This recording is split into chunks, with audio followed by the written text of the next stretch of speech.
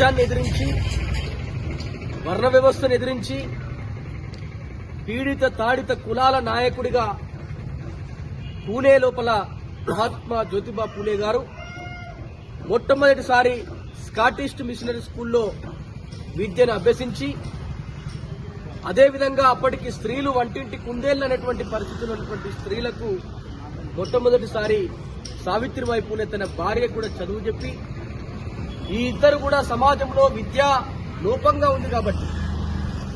శూద్రులుగా పిలువబడుతున్నటువంటి పేద ప్రజలకు,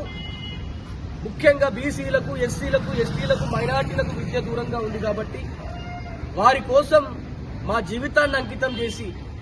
మేము నేర్చుకున్నటువంటి చదువును ఈ సమాజానికి అందిస్తామన్నటువంటి కృషితోటి, ఒకవేళ మాకు పిల్లలు పుడితే స్వార్థం పెరుగుతుంది కాబట్టి మేము పిల్లలను కనకూడదు అని ఈ మహా దంపతులు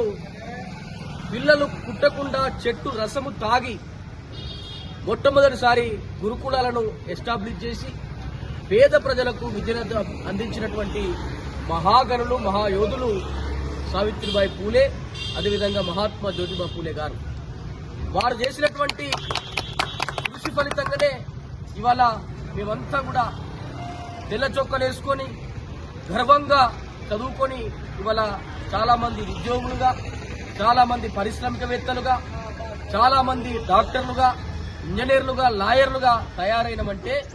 కేవలం ఈ యొక్క మహాదంపతుల యొక్క త్యాగం